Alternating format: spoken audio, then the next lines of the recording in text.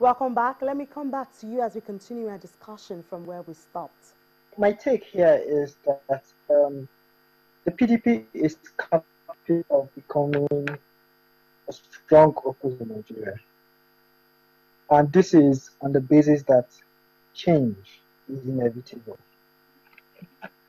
Now, one of the major reasons why PDP lost in the just gone elections was basically because they believed in a status quo. They believed in the fact that they had been doing things the same way for a long time and it was working for them. Even if it was not the most credible thing to do, even if it was not the right thing to do, even if the people did not find it right and correct. Yes, I think the opposition is now, and we have not really felt the impact of opposition in Nigeria. Although even the government in power, the APC, nothing much has happened now, and even some people.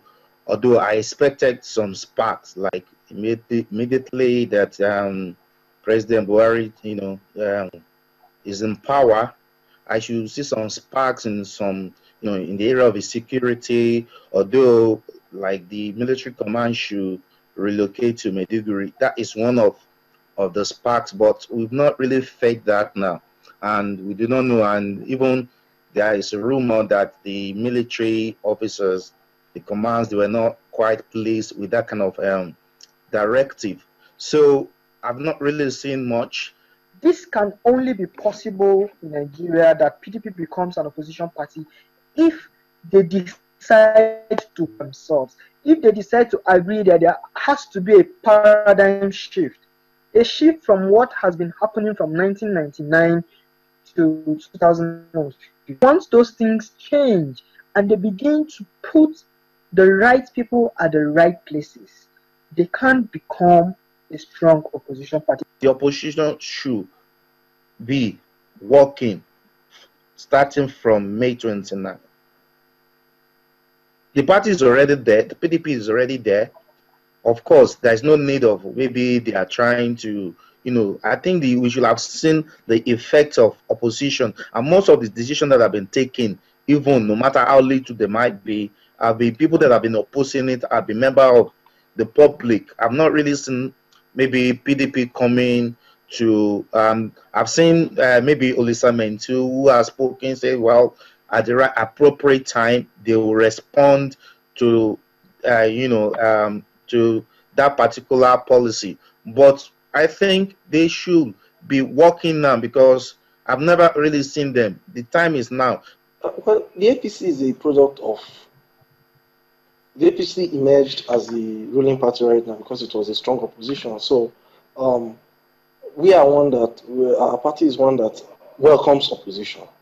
We think it is important that every democracy has a credible and strong opposition to put the ruling party on its toes. We have never preached or said that we were the epitome of intelligence, the know-it-all. We only ask Nigerians to allow us play our parts, and we expect Nigerians to actually question every move we make, to hold us to account. And that is what the opposition should exist for. Hold to account, critique, not just criticize. Critique our moves, understand what exactly it is that we want to achieve, and keep us in line. And that's why I believe that, and I don't think this PDP, as it exists today, is ready for that. I don't think it's ready to oppose with any kind of accountability. What we expect the biggest opposition party or the opposition in Nigeria to do is to take our manifesto, look at every milestone that we hope to achieve. Once we fail on anyone, alert Nigerians about that, advise Nigerians on how they would do it if they were the ruling party, and keep us on our toes. And on the issue of when the opposition should start its work, it's not for us to pick when they start, but it's for us to tell them that whenever they start, they should do it with with intelligence, and with the fear of God, as Reno Mokiri will always say. It is very dangerous not to have any opposition at all. Any opposition at all.